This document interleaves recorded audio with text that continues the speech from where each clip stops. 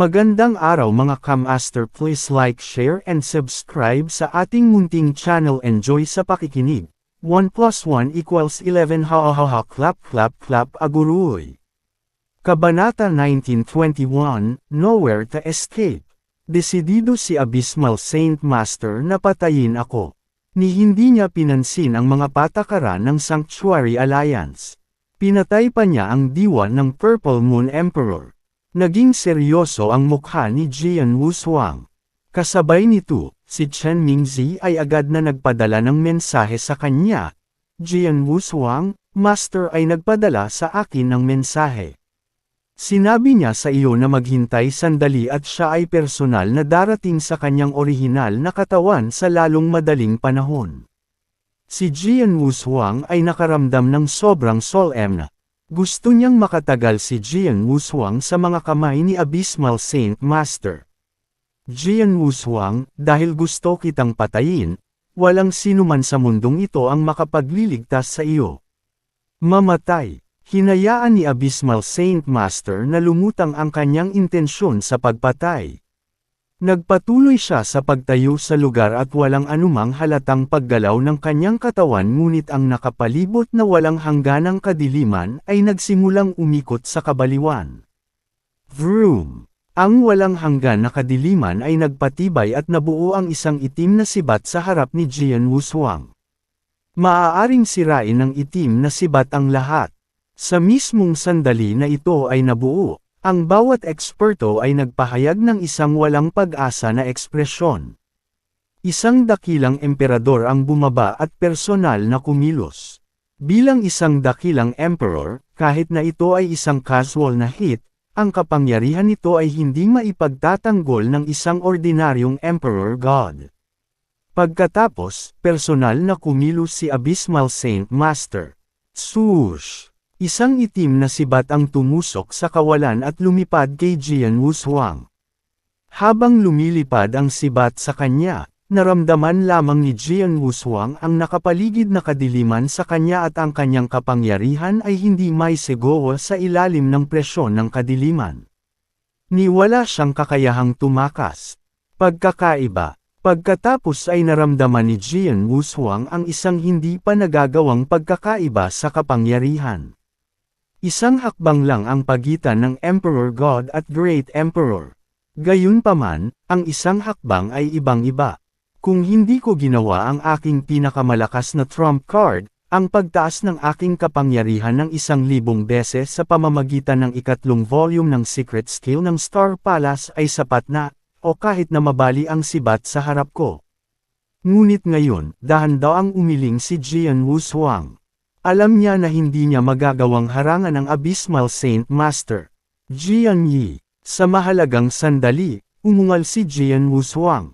Swoosh! May isang figure na lumitaw sa harap ni Jian Wushuang at ito ay ang lingkod ni Jian Wushuang. Jian Yi. Bilang kanyang lingkod, siya ay ganap na tapat kay Jian Wushuang. Sa utos ni Jian Wushuang, kahit na siya ay mamamatay, hindi siya magdadalawang isip. Pagkatapos, sa ilalim ng utos ni Jian Wushuang, agad na itinuro ni Jian Yi ang kanyang daliri. Sa isang punto, maaaring masira ang langit at lupa. May sinag ng itim na liwanag na sumabog. Ang itim na liwanag ay patuloy na lumaki. Diretso itong bumangga sa itim na sibat. Bang! Nagkaroon ng malakas na putok at maging ang spacetime ay tila hindi nakayanan ang lakas ng pag-atake ng magkabilang panig. Pagkatapos nitong magbanggaan, swoosh! Ang figure ni Jian Yi ay naging umaagos na liwanag at umatras ng laksa-laks ang milya. Tapos, huminto siya. Oh! Gulat na tinignan ni Abysmal Saint Master si Jian Yi, para mablock ang tama ko, hindi iyon masyadong sira. Baka may pagkakataon kang lumaban sa Underworld God. Baka makalaban mo pa ang isang Great Emperor. Sayang lang at hindi ako ordinaryong Great Emperor gaya ng Purple Moon. Nasa top 3 ako ng Heaven and Earth Supreme Rank ang list. Sa buong mundo, bukod kay Emperor Bai, sino pa ang kakampi ko? How dare you stop me? Now, Go to hell together. Dumagundong. Nayanig ang langit at lupa. Ang Abysmal Saint Master, na nasa kaibuturan ng walang hangganang kadiliman, ay agad na sumalakay. Siya ay orihinal na nakatayo sa lupa at random na manipulahin ang kanyang banal na kapangyarihan bilang isang itim na sibat sa pag-atake. Ngunit pagkatapos, agad siyang umatake. Jianye, gamitin mo yang skill na yan.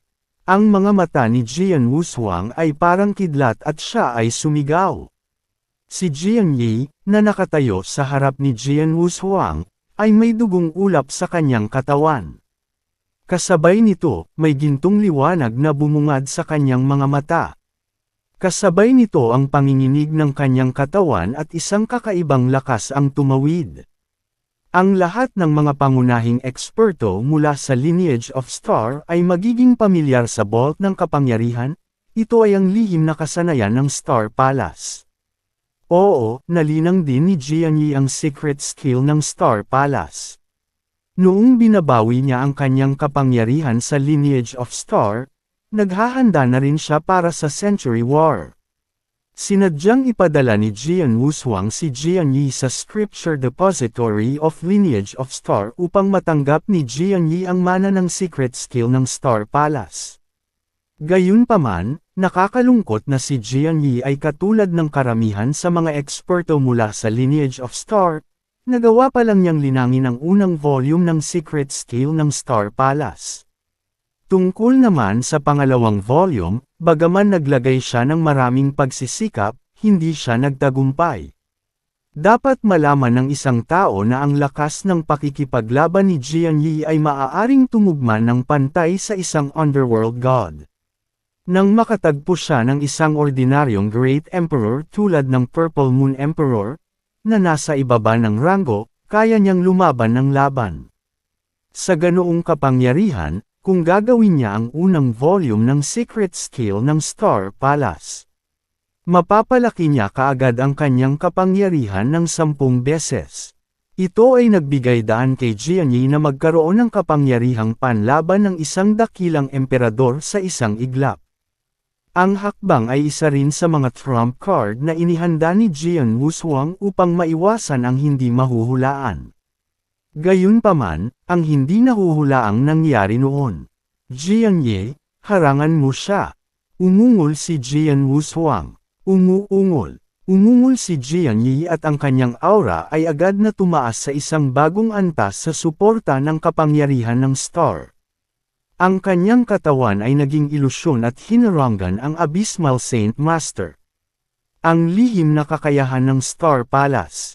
Kinaikit ni Abysmal Saint Master ang kanyang mga mata, nakakalungkot na unang volume pa lang iyon at ang huling yugto ay 10 paghinga lang. Kahit na kaya mo akong pigilan ng 10 paghinga, ano ang mangyayari pagkatapos ng 10 paghinga? Ngumisi si Abysmal Saint Master. Ang kanyang pag-unawa tungkol sa lihim na kasanayan ng Star Palace ay malinaw na mas mataas kaysa sa iba. Alam pa niya ang pangmatagalang yugto ng unang volume ng secret skill ng Star Palace.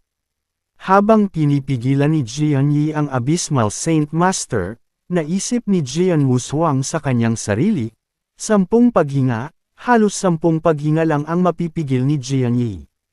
Sa loob ng 10 paghinga na ito, kailangan kong tumakbo ng buong lakas. Takbo, takbo, takbo. Si Jian Wushuang ay mapagpasyahan at hindi siya nag-alinlangan. Sa mismong sandaling iyon, tumalikod siya at tumakbo sa pinakamabilis niyang bilis patungo sa kawalan na malayo. Alam niya na ang pangunahing target ng Abysmal Saint Master ay siya. Tungkol naman sa Lineage of Star, hindi sila dapat kasali. Ang pinakamasamang posibleng senaryo ay ang pagpasa sa kanya ng mana ng secret skill ng Star Palace. Tulad ng para sa iba pang dalawang alyansa, sila ay labis na natalo at imposible para sa kanila na magdulot ng anumang banta sa Lineage of Star. Tumakas man siya, dapat manatiling buhay ang Lineage of Star. Gayunpaman, nang siya ay tumalikod upang tumakbo, ang Abysmal Saint Master, na nakatayo sa tabi ni Jianye, ay nakita na ang kanyang mga iniisip. Gusto mong tumakbo? Hehe, maliban kung isa kang dakilang emperador, hindi mo ako matatakasan sa universo na ito. Umalangaw-ngaw sa universo ang kumpiyansang tawa ng Abysmal Saint Master. Nang magsalita siya, biglang nabuhay ang kadiliman sa paligid na parang isang kakaibang hayop. Ang walang hanggan, madilim na mahiwagang ulap ay bumuo ng nakakatakot na malalaking hayop at ang mga hayop na ito ay may hawak na mga metal na tanikala sa kanilang mga bibig. Tinakpan ng dilim ang lahat. Dumagundong. Isang malaking kulungan ng kadiliman ang lumitaw ng wala saan. Ang buong universo, ang buong spacetime ay agad na nakalock. Si Jian Wushuang at ang lahat sa lugar ay nilamon ng kadiliman.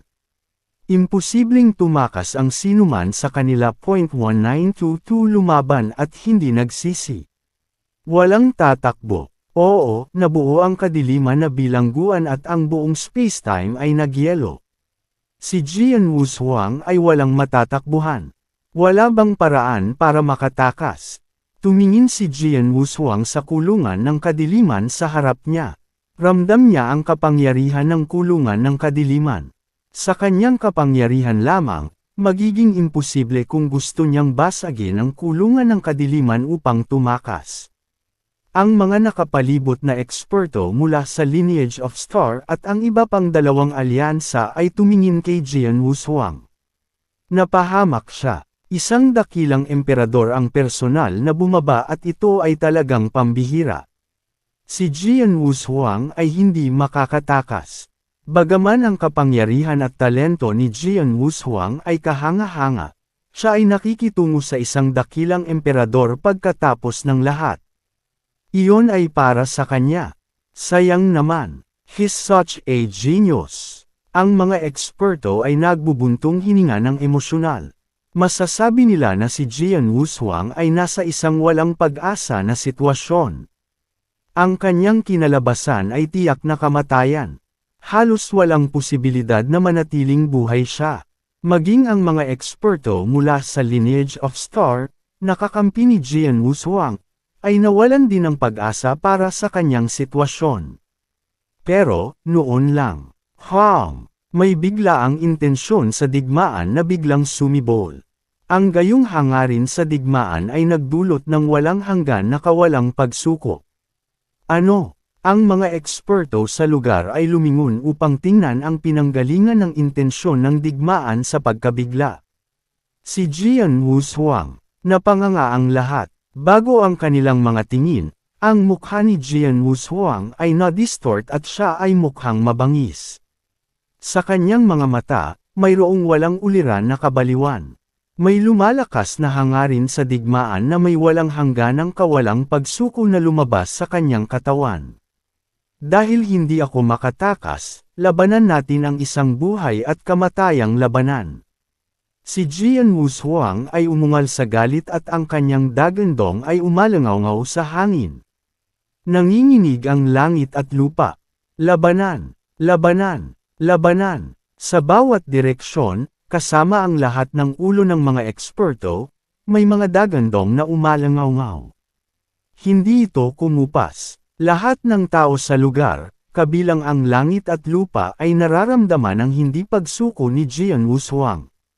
Si Jian Wushuang iyon, siya ay hindi sumusuko sa pagkatao, tulad ng isang malaking bato.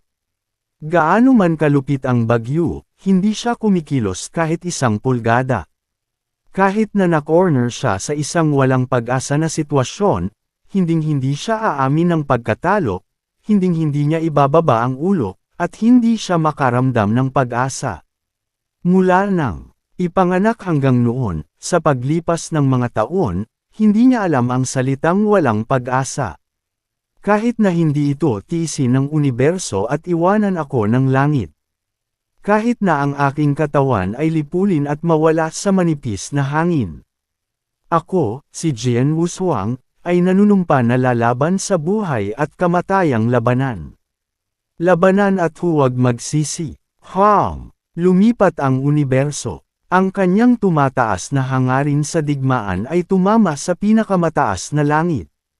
Si Jian Wushuang ay nakatayong patayo sa madilim na kawalan habang ang Blood Mountain Sword sa kanyang mga kamay ay sumipol at tumili.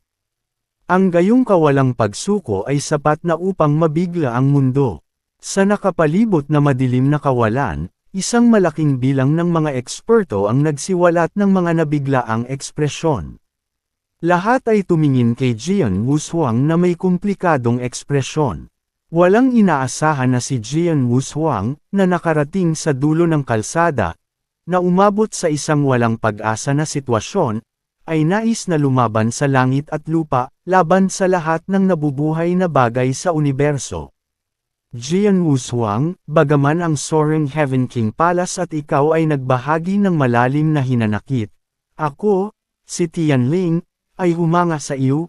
Tumingin si Emperor God Tianling kay Jian Wushuang na may bahid ng paghanga habang nakatayo siya sa kawalan. Bagamat ang tingin ng ibang mga eksperto kay Jian Wushuang bilang kanilang kaaway at marami ang gustong kainin ang kanyang laman at inumin ang kanyang dugo, hindi nila maiwasang igalang siya. Mula sa kaibuturan ng kanilang puso, natukoy nila na si Jian Wushuang ay isang tunay na dalubhasa. Siya ay isang sobrang dalubhasa na may di matinding espiritu na hindi kailanman ibinaba ang kanyang ulo. Pagkatapos, ang dalubhasa ay lalaban sa huling labanan ng kanyang buhay. Bang! Nagkaroon ng nakakatakot na putok. Pagkatapos, isang umaagos na liwanag ang sumabog. Si Jian Yi iyon. Natapos ang 10 paghinga at sinubukan ni Jian Yi ang kanyang makakaya na pigilan ang Abysmal Saint Master. Ngunit pagkatapos, naabot na niya ang kanyang limitasyon. Sa wakas ay napalaya na ni Abysmal Saint Master ang kanyang sarili. Jian Wushuang, mayroon kang mahusay na paghahangad. Sa ganoong sandali, ayaw mo pa ring ibaba ang iyong ulo. Dapat malaman ng isa na kung luluhod ka at yumuko o humingi ng awa, maaari kitang palayain, panunuyan ni Abysmal Saint Master. Hindi kailanman nagsalita si Jian Wushuang ngunit dahan-dahan siyang humakbang pasulong sa kawalan. Ang unang hakbang na ginawa niya, bang, sa pagitan ng kanyang mga kilay, nabasag ang unang bituin ng sinaunang tribo. Pagkatapos, isa pang hakbang. Bang! Bang! Ang pangalawa at pangatlong sinaunang bituin ng tribo ay nagkasabay na nasira. Ang ikatlong hakbang. Bang! Bang! Bang! Bang! Sabay-sabay na nasira ang 7 sinaunang bituin ng tribo. Nasira ang 7 bituin. Bukod sa secret skill ng Star Palace, ito ang huling trump card na magagamit ni Jian Wushuang. Ang walang hangganang sinaunang tribe bloodline na kapangyarihan ay puro sa buong katawan niya. Bilang Jian Wushuang biglang inangat ninang ang kanyang ulo, ang kanyang mga duguan na mga mata ay parang 2 kidlat na pulang-pula na sumambulat sa Abysmal Saint Master sa kanyang harapan. Kasabay nito, sa madilim na kawalan, mayroong isang magandang mundo ng mga bundok at ilog na lumitaw mula sa kung saan. Ang Mountain River Map pagkatapos ay kumalat muli. Mga gumugulong na bundok at ilog, pinaghiwalay sa 9 na probinsya. Ang ilog ng bundok bilang Palma at 9 na lalawigan bilang Selyo, natagpuan ang bansang may mga ilog at bundok. 9 Province 4th Seal, Yan Province bilang Selyo. Itaas ang cloud. Habang sinira ni Jian Wushuang ang 7 bituin at ang kapangyarihan ng sinaunang linya ng dugo ng tribo ay nakuha sa Mountain River Map. Mula sa mundo ng mga bundok at ilog, isang matayog na kontinente ang bumaba mula sa himpapawid. 9 Province, ang ika-4 na Selyo. Ito ang pinakamalakas na galaw na nagawa ni Jian Wushuang gamit ang kanyang kapangyarihan ng 7 bituin at ang lahat ng lakas sa pakikipaglaban na maaari niyang dalhin sa paglalaro. Iyon din ang huling galaw niya. After that move, either namatay ang kalaban niya or gagawin niya. Dumagundong. Isang matayog na kontinente ang idiniin. Sa isang iglap, ang lahat ng nabubuhay sa universo ay nanginginig sa takot. Ang mga dalubhasa mula sa universo ay hindi maiwasang iangat ang kanilang mga ulo. Ang kanilang mga mata ay puno ng walang katulad na takot. Naramdaman nila ang kapangyarihang nakapaloob sa matayog na kontinente mula sa itaas. Ang kapangyarihan ay lumampas din sa saklaw ng isang Emperor God at ito ay umabot sa antas ng isang Great Emperor God. Ito ay ganap na pantay na naitugma sa pinakamalakas na tama ng isang dakilang emperador. Ngunit ang hindi nila inaasahan ay, sa gayong walang pag-asa na sitwasyon, kahit si Jian Wuzhuang, na nagsagawa ng stroke gamit ang secret skill ng Star Palace na naglipol sa mahigit 100 Almighties mula sa Almighties Alliance, ay dapat na nilalaro ang lahat ng kanyang trump card. Nasa ganitong estado na siya ngunit siya. Nagagawa pa rin niya ang isang nakakatakot na hit na maaaring tumugma sa isang dakilang emperador. May kapangyarihan pa siyang mag-all out. Ilang trump card mayroon si Jian Wuzhuang. Para siyang black hole. Kanina, pinatay niya ang buong Almighties Alliance sa isang hampas. Ngayon, kaya na niyang magsagawa ng nakakatakot na hit. Halimaw, si Jian Wuzhuang ay talagang isang halimaw. Mas mabuti kung namatay si Jian Wuzhuang sa laban na ito. Kung hindi, hindi ko maisip kung gaano siya katakot sa hinaharap. Lahat ay natakot. Nagulat sila. 1923, siya. Palace Master. Sa gitna ng karamihan, si Hall Master Guzin, Hall Master Niayon at Hall Master Yuan, na nasa malayo, ay nakakuyong ang kanilang mga kamay habang ang kanilang mga mata ay kumikinang sa liwanag. Ang lihi ng bituin, mula nang itatag ito, ay may dalawang Panginoon sa palasyo. Parehong nabigla ang mga pinuno ng palasyo.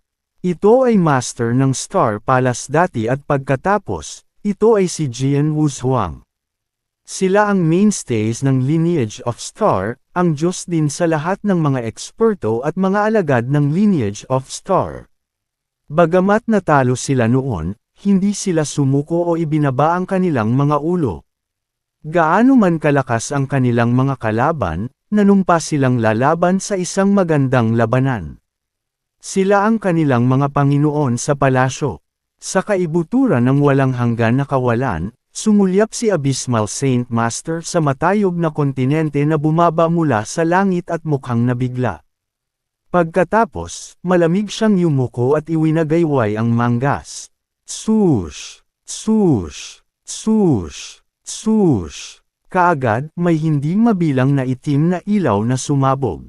Ang mga ilaw na ito ay madaling pumatay ng isang Emperor God at mayroong higit sa 100 mga ito. Halos agad na tumama ang mga ilaw sa matayog na kontinente. Dumagundong. Nagkaroon kaagad ng ilang putok sa loob ng pababang matayog na kontinente. Ang mga sulok ng kontinente na natusok ng mga itim na ilaw ay may ilang mga butas, habang ang walang hanggan na divine power ay tumama sa paligid. Break. Ang mababang dagandong ay parang galit na umalangaw sa langit. Kahit na ang matayog na kontinente ay nabutas ng 100 butas, matatag pa rin itong pinagdikit ngunit hindi nabasag. Ang matayog na kontinente ay nagpatuloy sa pagdiin. Hanggang noon, ganap nitong tinakpan ang Abysmal Saint Master. Vroom! Sa wakas ay sumabog ang nakakatakot na kapangyarihan. Ang kapangyarihan ay sumabog at ang nakapalibot na bilyong milya ng walang bisa ay agad na naging baog. Dahil sa nakakatakot na kapangyarihan, napalunok ang lahat sa lugar, kasama ang Peak Emperor Gods. Tulad ng Emperor God Tianling, ang kanyang mukha ay sobrang solemn. Ang gayong kapangyarihan ay ganap na imposibleng mapaglabanan kung ang isang tao ay hindi nagtataglay ng kapangyarihang lumaban ng isang dakilang emperador. Dati, gusto niyang patayin si Jian Wuzhuang, ngunit mukhang biro lang ito noon. Ngunit sa sandaling iyon, ang walang hangganang kadiliman ay biglang nawala at bumuo ng isang malaking kadiliman na whirlpool. Nilamon ng kadiliman na whirlpool ang lahat ng bagay sa universo ng walang awa. Nilamon din nito ang kapangyarihang ibinigay mula sa matayog na kontinente. Sa isang maikling sandali, ang buong universo ay nagpatuloy sa kanyang katahimikan at ang banal na kapangyarihan ay nilamon. Ang natitirang malaking kadiliman na whirlpool ay umiikot pa rin sa kabaliwan. Sa kaibuturan ng kadiliman na whirlpool, may isang figurang nakasuot ng itim na damit na nakatayo. Ito ay Abysmal Saint Master. Tulad ng inaasahan, sa pagtingin sa tanawin, walang sinuman sa pinangyarihan ang nagulat. Alam nilang malinaw na nilalabanan ni Jian Wushuang ang kanyang huling laban at ginagawa ang kanyang pinakamalakas, huling hit. Bagaman ito ay sapat na makapangyarihan upang ilipat ang isang dakilang emperador na paglipat. Gayunpaman, ang Abysmal Saint Master ay ang ikatlong napakahusay na pag-iral sa listahan ng Heaven and Earth Supreme Ranking, pagkatapos ng lahat. Sa mga Great Emperors, ang Red Dragon King sa pangalawang lugar ay kasing lakas niya. Tanging ang kataas-taasang emperador Bai lamang ang maaaring nasa itaas niya. Ang gayong makapangyarihang Emperor Bai ay natural na imposible para kay Jian Wushuang na makapatay ng isang hit. Napakahirap para lang saktan siya.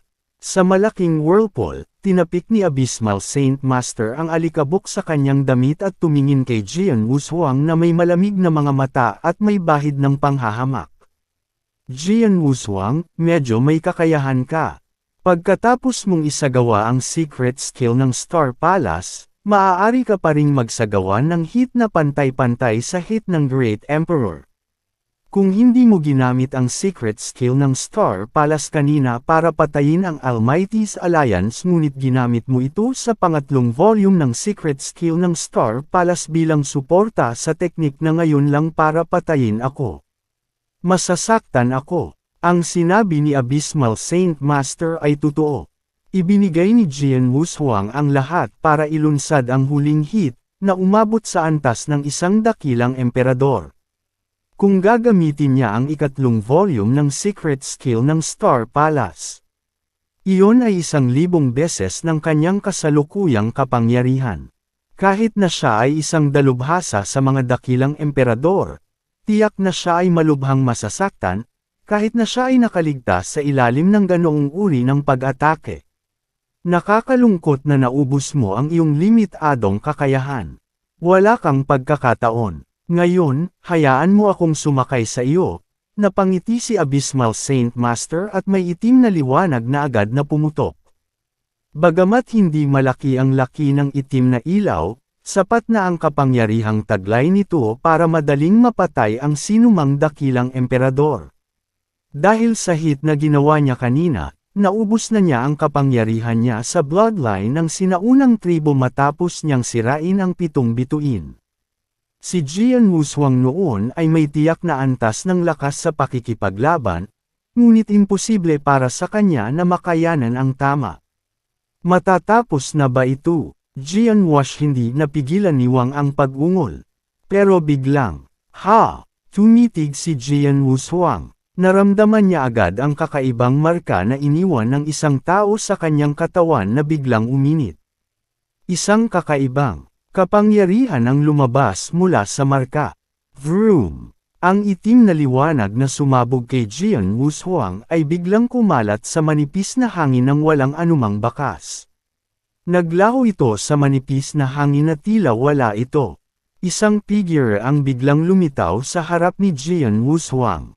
Sa paglitaw ng figure, muling tumahimik ang nakapalibot na universo. Natahimik ito. Wala nang nagsalita. Ang atensyon ng lahat ay nasa figure na biglang lumitaw. Maging si Jian Wushuang ay idinilat ang kanyang mga mata at tinitigan ang taong nasa harapan niya. Siya ba? Si Jian Wushuang ay nagulat at natakot. Nakasuot siya ng snow white robe na walang bahid ng anumang alikabok. Siya ay nagyayelong may bahid ng kayabangan. Ang magkabilang kamay ay nasa likod ng kanyang katawan habang siya ay nakataas sa kawalan kasama ang kanyang balingkinitang katawan. Walang aura na lumabas sa kanyang katawan, na para bang isa lang siyang hangin. Gayunpaman, ang gayong tao, ang kanyang mata ay walang nakikitang kapaki-pakinabang sa paligid. Mababa ang tingin niya sa bawat buhay na bagay sa universo. Tinanaw niya kahit ang langit at lupa, sa kanyang malalalim na mata. Nakatayo siya roon ng walang anumang pagkilos, nang hindi nagsasalita, ngunit ang lahat ng bagay sa sansinukob ay nawala ang ningning nito. Tulad ng Abysmal Saint Master, nakatayo siya ng tuwid sa gitna ng walang hangganang kadiliman, tulad ng pinuno ng kadiliman. Gayunpaman, nang lumitaw ang tao, ang kadiliman sa paligid ay agad na sumuko sa kanya. Sa harap ng tao ay si Abysmal Saint Master. Mukhang hindi siya eksperto sa antas ng Great Emperor. Ni hindi siya maaaring makita bilang isang ordinaryong magsasaka. Para bang isa lang siyang non-entity? Oo, isang non-entity. Wala siyang nakitang sulit. Kahit na ang Abysmal Saint Master ay isang non-entity lamang sa harap niya. May biglang putok na umalangaw-ngaw. Ito ay mula sa nakapalibot na kadiliman at may butas sa kadiliman na kulungan. Pagkatapos, mayroong isang figure na bumulusok sa napakabilis. Ang taong iyon ay Purple Moon Emperor. Ang kanyang orihinal na katawan ay dumating sa larangan ng digmaan. Gayunpaman, walang nakapansin sa kanyang pagdating. Naakit ang lahat sa mayabang na lalaking nakasuot ng snow white robe sa harap ni Jian Wushuang. 1924 Isang sulyap, isang stroke. Sino siya? Gulat na napatingin si Purple Moon Emperor sa mayabang na lalaking nakasuot ng puting roba. Hindi niya nakita dati. Gayunpaman, sa unang tingin, masasabi na niya na siya ay lubhang nakakatakot. Ang ganoong pagkatakot, siya na isang dakilang emperador na hindi kailanman naramdaman ito mula sa sinumang iba pa. Tinitigan ni Jian Wushuang ang taong nasa harapan niya. Ang taong ito, walang nakakakilala sa kanya, ngunit kilala niya siya. Siya ang kakaibang tao, ang misteryosong eksperto na nakilala ni Jian Wushuang sa Chiliwind Valley noong siya ay gumagala sa sinaunang larangan ng digmaan. Siya ay isang kakaibang tao. Noon, nasaktan siya ni Jian Wushuang ngunit hindi siya umatake, at hindi rin niya pinatay si Jian Wushuang, ngunit nag-iwan siya ng kakaibang marka sa katawan ni Jian Wushuang. Hindi maalis ni Jian Wushuang ang marka. Ngunit ito ay isang marka lamang kaya hindi gaanong nag-alala si Jian Wushuang tungkol dito. Ang misteryosong eksperto mula sa sinaunang larangan ng digmaan ay direktang lumitaw sa kanyang harapan, sa pamamagitan ng marka. Anong uri ng pamamaraan iyon? Sino ka? Ang mababang boses ay kay Abysmal Saint Master. Siya ay isang dakilang emperador kung tutuusin at siya ang pinakamataas na pag-iral sa mga dakilang emperador. Bagamat nararamdaman niyang napakalakas ng taong nasa harapan niya at marahil ay hindi hihigit sa kanya, napanatili niya ang kanyang kalmado. Ang mayabang na lalaking nakasuot ng puting robe na nakatayo sa harap ni Jian Wushuang ay hindi man lang tumingin kay Abysmal Saint Master ngunit lumuwa lang, umalis ka na. Ito ay isang maikling tugon na walang anumang kapangyarihan. Gayunpaman, nagbigay ito ng ilusyon sa lahat na ang tugon ay kalooban ng universo. Nanliligaw sa kamatayan. Biglang nagalit si Abysmal Saint Master. Siya ay Abysmal Saint Master. Kahit na si Emperor Bai ay hindi siya pinagsabihan ng direkta. Ang taong lumabas ng wala sa oras ay nag-utos sa kanya na umalis. Paanong hindi siya magagalit? Sa mundong ito, bukod kay Emperor Bai, wala akong pakialam sa iba. Sino ka ba? Mamatay. Habang galit na galit ang Abysmal Saint Master, nagkaroon ng malamig na kinang sa kanyang mga mata at ang nakapalibot na walang hangganang madilim na kalangitan ay nagsimulang umagos. Dumagundong. May mga walang hangganang madilim na ulap na tumangay. Pagkatapos, nagkaroon kaagad ng isang malaking, maitim na hayop, na ang laki ng 1,000,000 milya, na lumitaw mula sa kung saan. Ibinuka ng maitim na hayop ang bibig nito at ang bibig nito ay isang malaking kadiliman na whirlpool. Ang eksaktong whirlpool na nilamon ang lahat ng kapangyarihan ng Selyu, Turn Up the Cloud, na ginawa ni Jian Wushuang kanina. Tapos, umiikot ang whirlpool sa mayabang na lalaking nakaputing robe. Habang gumagalaw ang maitim na hayop, winasak nito ang lupa at nahati ang langit. Lahat ng nasa eksena ay natakot. Maging ang mga mata ni Purple Moon Emperor ay nanlaki sa gulat nang makita niya ito. Isa rin siyang dakilang emperador, ngunit ang Abysmal Saint Master ay nakalista sa ikatlong lugar habang siya ay nasa ibaba ng listahan ng ranggo sa lahat ng dakilang emperador. Ang mga pagkakaiba sa kanilang kapangyarihan ay natural na malawak. Kahit na ibigay niya ang lahat, kaya niyang panatilihing buhay ang sarili sa ilalim ng pag-atake ng Abysmal Saint Master. Pagkatapos, maaari niyang sabihin na ang Abysmal Saint Master ay wala ng paraan. Ang taong ito, makatiis ba siya kay Abysmal? Ungol ng Purple Moon Emperor. Maya-maya lang ay biglang nag-angat ng ulo ang mayabang na lalaking naka-white robe na pinagtitinginan ng lahat. Nang walang ibang aksyon, simpleng pag-angat ng ulo at tingin lang. Isang sulyap at isang kalooban. Bang! Ang maitim na hayop na sumasaklaw sa saklaw na 1,000,000 milya ay agad na nabasag. Ang madilim na ulap pagkatapos ay naglaho sa manipis na hangin.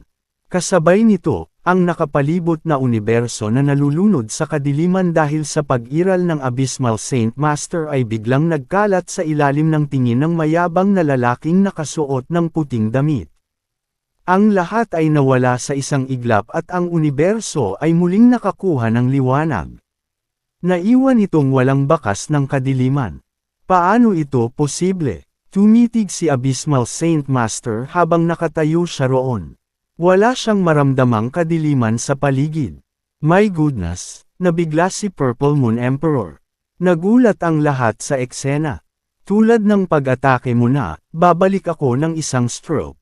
Ang mayabang na lalaking nakasuot ng puting damit ay nanatili sa parehong lugar habang siya ay malamig na nagsasalita. Sa kanyang mga kamay na nakalagay sa likod niya, dahan-dahan niyang iniabot ang isa sa mga daliri at dumausda sa kawalan kung nasaan ang Abysmal Saint Master. Ang glide na iyon ay parang isang ordinaryong bata na gumuguhit gamit ang kanyang mga daliri sa kawalan. Ito ay makinis ngunit napakasimple. Vroom! May biglang kumislap na liwanag ng espada. Ang liwanag ng espada ay hindi maluwalhati kundi karaniwan at kalmado. Gayunpaman, ang gayong liwanag ng espada ay nagpalipad sa kaluluwa ni Abysmal Saint Master at nagkalat. Sinubukan niya ang kanyang makakaya upang may segowa ang mga kasanayan upang mapaglabanan ito ngunit nagulat siya nang malaman na hindi siya makagalaw. Hindi makagalaw. Ako, isang dakilang emperador, ay hindi makagalaw. Natulala si Abysmal Saint Master habang nanginginig siya sa takot. Nakatingin lang siya habang patuloy na lumalakas ang liwanag ng espada sa kanyang iyo. Ni hindi niya maitaas ang kanyang kamay para harangin. Bang! Bumaba ang sword light at nagkaroon ng malakas na putok. Ang itim na baluti na suot ni Abysmal Saint Master ay isang suit of armor mula sa sinaunang panahon na nakuha niya noong panahong gumala siya sa isang sinaunang misteryong lupain maraming taon na ang nakalilipas. Napakalakas ng armor at siguradong chaotic divine treasure level iyon. Maaaring mas malakas pa ito kaysa sa anumang ordinaryong chaotic divine treasure. Gamit ang baluti, ang Abysmal Saint Master ay naglakas loob pang ang makipagsapalaran sa ilang mapanganib na lugar noong siya ay nasa sinaunang misteryong lupain. Ngunit pagkatapos, nang mawala ang ilaw ng espada, nabasag ang baluti na suot niya. Nagkapira-piraso. Ang kanyang chaotic divine treasure level armor ay nagkapira-piraso sa ilalim ng pag-atake ng sword light. Ang lakas ng liwanag ng espada ay tumama sa kanyang katawan. Poof! Inangat ng Abysmal Saint Master ang kanyang ulo at dumura ng isang bibig ng dugo. Lumipad siya na parang patay na aso. Gayunpaman, ang walang laman na nakapaligid sa kanya ay hindi nasira, ni walang anumang divine power o sword light na natanggal. Si Abysmal Saint Master lang ang nasugatan. Nakita ng lahat ang eksena. Katahimikan. Ito ay patay na tahimik. Napanganga ang lahat sa mayabang na lalaking nakasuot ng puting damit. Sa isang sulyap, nahati niya ang langit at lupa, binasag ang maitim na hayop at ikinalat ang nakapaligid na kadiliman. Sa isang glide ng kanyang daliri, may sword light na nabasag ang armor sa Abysmal Saint Master at naging sanhi ng matinding pinsala sa Abysmal Saint Master. Ang mga ito ay ginawa ng lalaking nakasuot ng puting damit. Sino siya? Ang Purple Moon Emperor ay galit na umuungal sa kanyang puso. Nag-hysterical ang Dagendom. Ang mayabang na lalaking nakasuot ng puting roba ay muling inilagay ang kanyang mga kamay sa kanyang likuran. Pagkatapos ay tumingin siya sa direksyon ni Abysmal Saint Master, hindi ka nararapat na patayin. Umalis ka. Umalangaw-ngaw ang boses niya. Ang Abysmal Saint Master pagkatapos ay dumura ng isa pang subo ng dugo nang marinig niya iyon at muntik na siyang mawalan ng malay. Napatingin ang lahat ng mga eksperto sa paligid. Pagkatapos ay naunawaan nila na ang Abysmal Saint Master ay nabubuhay lamang dahil hindi siya nararapat na patayin. Dahil hindi siya karapat-dapat. Iyon ang dahilan kung bakit siya nabuhay. Napatulala ang lahat sa lugar. 1925 Take a stroke of my sword. Saint Master. Dumating si Palace Master Wuluo at iba pang eksperto mula sa Abysmal Palace sa tabi ng Abysmal Saint Master. Mapotla ang mukha ni Abysmal Saint Master. Ang aura mula sa kanyang katawan ay hindi maihahambing sa isang ordinaryong Sir God. Tiningnan niya ang mayabang na lalaking nakasuot ng puting damit na may pagkamuhi ngunit hindi siya nang ahas na magalit. Alam niyang malinaw na may kapangyarihan ang lalaking iyon para madali siyang patayin.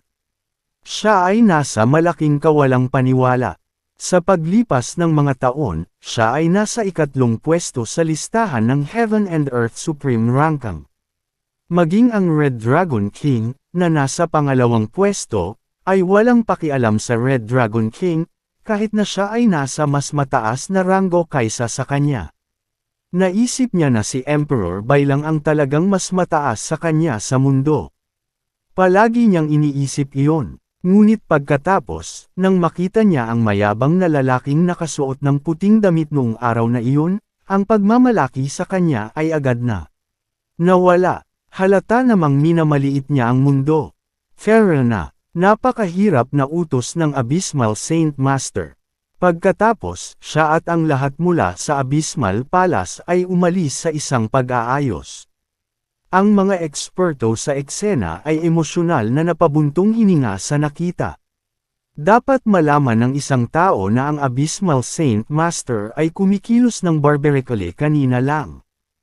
Ang kanyang nakatatakot na kapangyarihan ay nagpadama sa lahat ng kawalan ng pag-asa. Sa isang kisap mata, siya ay nasugatan ng husto at hindi man lang siya nakapagbitaw ng kahit isang salita bago siya umalis. Ang naging dahilan ng kasalukuyang sitwasyon ay ang mayabang na lalaking nakasuot ng puting damit na siyang pinagtutuunan ng pansin.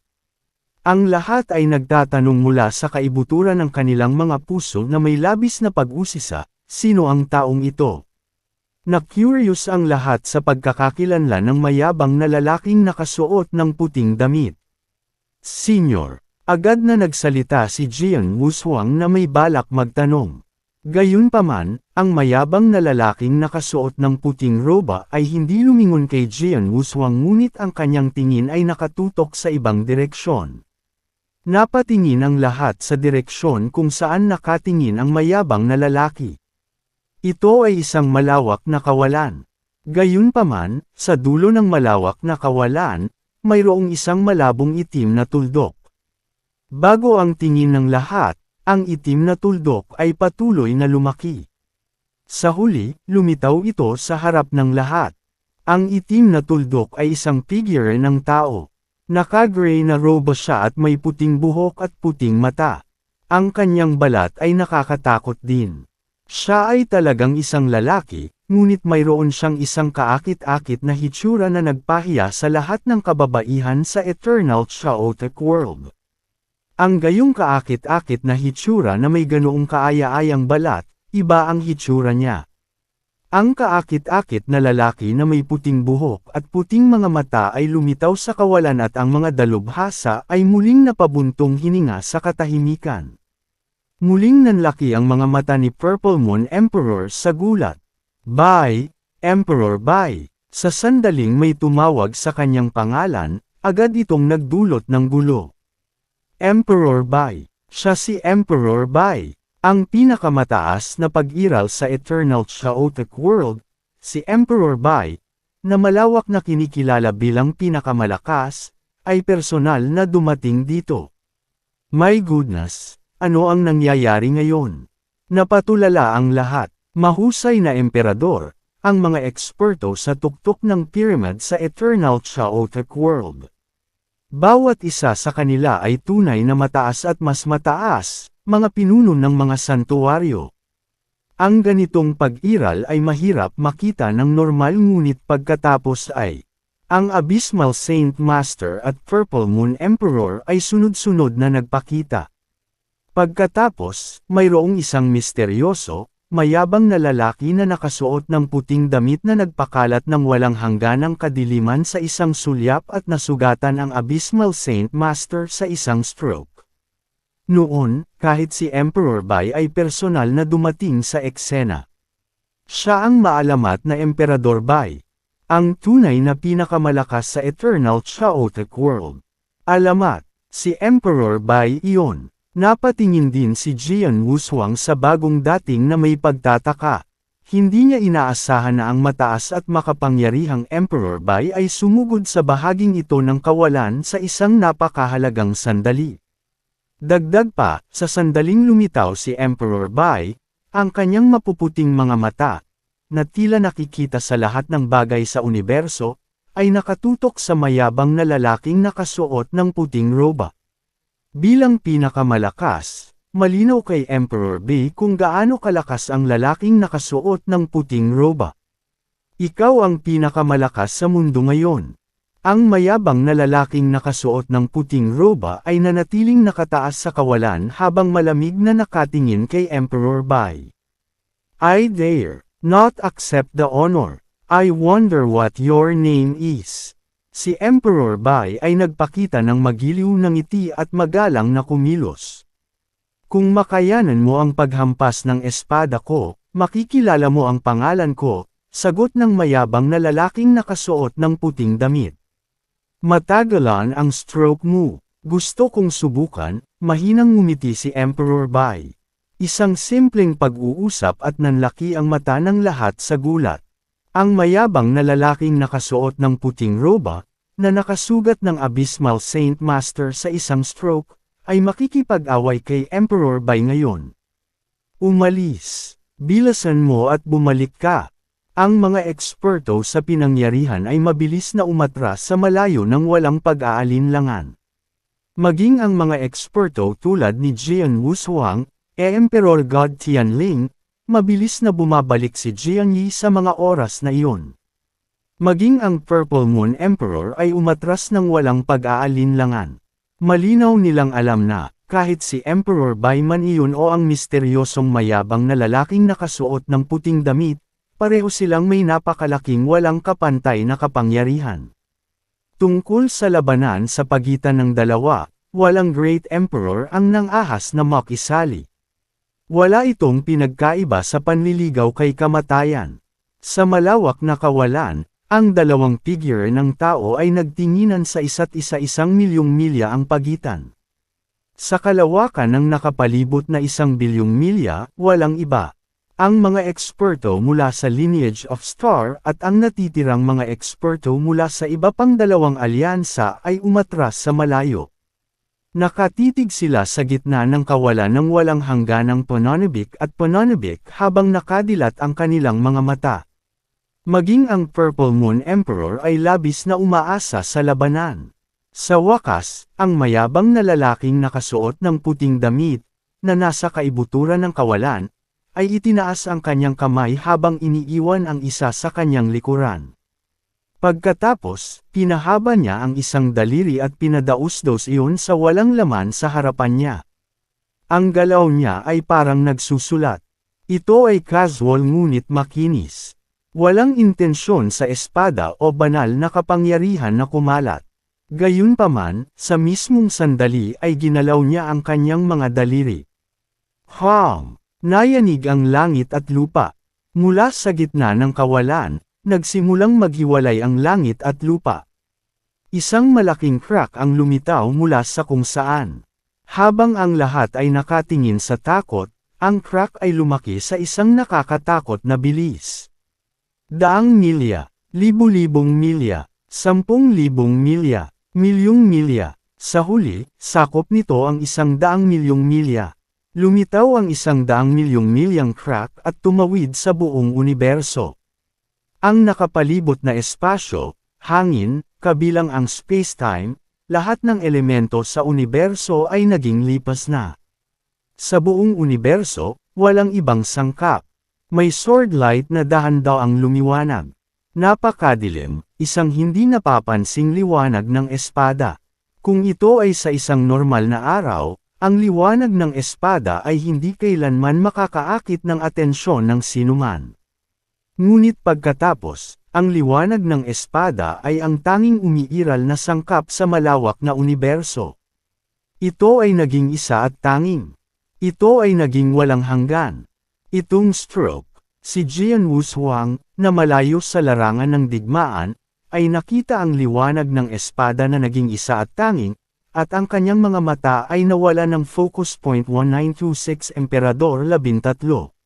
Si Jianwu Huang ay talagang isang cultivator ng espada. Siya ay nagtataglay ng mataas na antas ng pangunawa sa sword principle. Pagkatapos, nang makita niya ang prinsipyo ng espada na ginawa ng mayabang na lalaking nakasuot ng puting roba, naramdaman lamang ni Jianwu Huang ang isang bagong prinsipyo ng espada na lumitaw sa kanyang harapan. Hindi niya akalain na ang isang hampas ng espada ay makapagpapawatek sa lahat ng nabubuhay na bagay sa universo, kabilang ang space-time. Ang isang tibak ay isang tibak kung tutuusin, isang matalas na sandata upang patayin ang kaaway. Ngunit pagkatapos, ang isang espada ay hindi kasing simple. Ang mga eksperto sa eksena ay naakit sa prinsipyo ng espada na ginamit ng mayabang na lalaking nakasuot ng puting damit. Ang liwanag ng espada ay parang ubod ng sansinukob. Sa pagtingin sa liwanag ng espada, nagkaroon ng pagsabog ng liwanag mula sa mga mata ni Emperor Bai. Tapos, naging solemn na din ang mukha niya. Dumagundong. May aura na sumikat mula kay Emperor Bai. Tinatanaw ng aura ang lahat ng bagay sa universo. Ito ay isang aura na mataas kaysa sa masa. Ito ay kabilang sa pinakamalakas na tao sa universo. Si Emperor Bai ay isang eksperto sa Eternal Chaotic World. Ito ay isang aura na pagmamay-ari niya. Kasabay nito, isang malaking gintong anino ang lumitaw mula sa kanyang katawan. Ang gintong anino ay isang gintong emperador. Siya ay 79,000 zang ang taas at 3,000 zang ang lapad. Ang kanyang mga gininto ang mata ay nakatingin sa lahat na parang wala lang. Ang kanyang titig ay tila ang universo ay dapat sumuko sa kanya. Sinalakay ni Emperor Bai. Dahan-dahan niyang itinaas ang balingkinitang braso, saka kinuyam ng mahigpit ang kamao at sinuntok. Ang gintong anino ng emperador ay sumuntok din. Malakas ang suntok niya para itulak si Chaotek. Gayunpaman, hindi alintana kung ito ay suntok ni Emperor Bai o ang liwanag ng espada ng mayabang na tao, walang umaapaw na kapangyarihan. Ito ay nadama na napakakaraniwan. Ang kontrol ng kapangyarihan ng parehong partido ay nasa isang nakakagulat na antas. Pagkatapos, diretsyong nagbanggaan ang dalawang partido. Sa sandaling sila ay nagbanggaan, walang limitasyong kapangyarihan ang nawala. Ang nakapalibot na 10 bilyong milya ay nilamon ng walang hanggan na kapangyarihan. Gayunpaman, kahit na ang kapangyarihan ay kakilakilabot, walang anumang malakas na putok, tanging mga ingay na ginawa ng pag-compress ng enerhiya. Ang mga eksperto na nanunood mula sa malayo ay inakala na sila ay sapat na ang layo. Gayunpaman, nang magbanggaan ang dalawang pag-atake at ilabas ang kanilang tunay na kapangyarihan, naapektuhan din sila ng walang hangganang kapangyarihan. Nagkaroon ng malakas na unos na maaaring community sa kalangitan at walang makapagdilat ng kanilang mga mata sa ilalim ng napakalakas na hangin. Kung may taong makapagmulat ng kanyang mga mata, iyon ay Purple Moon Emperor lamang. Ang Purple Moon Emperor pagkatapos ay mukhang takot na takot. Masyadong malakas, masyadong malakas. Ang kapangyarihan lang ng peripheral ay napakalakas na, gaano kaya kalakas ang core power? Ungol ng Purple Moon Emperor. Bilang isang dakilang emperador, hindi niya makita ang pangunahing eksena sa larangan ng digmaan. Gayunpaman, ang kapangyarihan lamang ng subsidiary ay sapat na nakakatakot. Alam niya na kung siya ay nasa kaibuturan ng larangan ng digmaan gamit ang kanyang kapangyarihan, hindi siya makakaligtas sa ilalim ng gayong kakilakilabot na kapangyarihan. Vroom! Ang isang nakapangangilabot na kapangyarihan ay tumagal ng higit sa 100 paghinga at sa wakas ay nagkalat. Ang mga nakapaligid na eksperto ay nagmulat ng kanilang mga mata at tumingin sa kaibuturan ng larangan ng digmaan. Sa unang tingin, naramdaman ng lahat na manhid ang kanilang mga anit na parang sesabog ang lahat. Sa larangan ng digmaan, ang walang laman na sumasaklaw sa daan-daang milyong milya ay ganap na nawala. Naglaho ang lahat. Mayroon lamang walang hangganang kadiliman at isang nakakatakot na black hole na nilamon ang lahat. Lumalawak pa rin ang black hole sa napakabilis na bilis. Nawala ang space-time. Ungol ni Jian Wushuang. Sa lawak na daan-daang milyong milya, ang lahat ay naging wala sa isang palitan ng suntok. Ang kinahinatnan ng labanan sa pagitan ni Emperor Bai at ng mayabang na lalaking nakasuot ng puting damit. Nakakatakot. Ang gayong nakakatakot na kapangyarihan sa labanan ay hindi kapanipaniwala kay Jian Wushuang. Marahil ang tanawin lamang na nakikita niya sa harap ng malaking kabaong sa independenteng espasyo sa 8th layer, ang tanawin ng sinaunang digmaan ay maihahambing sa kapangyarihan nito. Masyadong makapangyarihan. Nagulat ang mga tao sa paligid. Bawat isa sa kanila ay nasa walang uliran na pagkabigla. Sa kalawakan na naging wala, sa kinalalagyan sa gitna, may dalawang figurang tumatayog doon. Para ma-take one of my stroke, you're not too shabby. Ang mayabang na lalaking naka-white robe ay tumingin kay Emperor Bai ngunit nanatiling malamig ang kanyang tingin. Kinusot-kusot ni Emperor Bai ang kanyang mga mata ngunit mukha siyang solemn na. Sa isang palitan ng suntok, halatang masasabi niya kung gaano kalakas ang kabilang partido. Kalimutan ang katotohanan na ito ay ang pangalawang panahon, kahit na ito ay ang unang panahon, walang sinuman ang magiging ganoon kalakas. Tulad ng mga pinakamataas na eksperto mula sa unang panahon, ang Sword Emperor Dugo ay kilala bilang ang una sa Sword Principle sa unang panahon. Gayunpaman, sa mga mata ni Emperor Bai, kahit na si Sword Emperor Dugo sa kanyang tuktok ay hindi nakakatakot gaya ng misteryosong mayabang na lalaki sa puting damit sa harap niya. Ang unang panahon ay bumagsak maraming taon na ang nakalilipas at ako lang ang nakaligtas. Ako ay mas malakas kaysa dati. Kung si Sword Emperor Dugo ay lilito muli sa aking harapan, sapat na ang aking kumpiyansa na talunin siya. Gayunpaman, ang taong nasa harapan ko, hindi ako sigurado. Ang taong ito, nagkaroon ng kaguluhan sa puso ni Emperor Bai. Ikaw si Emperor Bai, tama ba? Muling tumunog ang mayabang na lalaking nakasuot ng puting roba, bagamat nasa Chaotic Realm ka lang, para magpasabog ng kapangyarihan sa kabila ng Chaotic Realm sa ilalim ng sitwasyong pinigilan, kwalipikado kang malaman ang pangalan ko. Makinig, ang pangalan ko ay Emperor 13. Emperor 13. Ang pangalan ng mahiwagang eksperto ay Emperor 13. Mayroong hindi mabilang na mga eksperto na humanga at naalala din ang pangalan sa kanilang mga puso. Ang may-ari ng pangalan ay isang super expert na maaaring direktang lumaban kay Emperor Bai. Malamig ang mukha ni Emperor Bai ngunit hindi siya nagsalita. Hindi pa niya narinig ang tungkol sa Emperor 13. Hindi pa niya ito narinig pagkatapos ng unang panahon. Kaya naman, walang duda na ang Emperador 13 ay talagang mula pa noong sinaunang panahon. Ang lihim na kasanayan na kagaganap mo pa lang, bagamat ito ay makapangyarihan, nakakalungkot na hindi ito kumpleto. Nagkataon na mayroon akong kumpletong hanay ng mga lihim na kasanayan. Kung gusto mo ito, maaari ko itong ibigay sa iyo, malamig na sabi ni Emperor God 13. Panay ang tingin ni Emperor Bai. Siyempre, ang kondisyon ay kailangan mong alagaan ang munting lalaking ito para sa akin pansamantala. Para sa walang oras, 10,000 taon man lang, tinuro ni Emperor 13 si Jian Wushuang sa likod niya. Oo naman, tumanggo si Emperor Bai. Pagkatapos, ang malamig na mukha ni Emperor 13 ay nagpakita ng isang mahinang ngiti. Pagkatapos ay lumingon siya at nawala sa manipis na hangin. Ito ay, nakita ni Emperor Bai at nanlaki ang kanyang mga mata sa gulat, ito ay consciousness embodiment. 1,927 Jian Wushuang at Emperador Bai.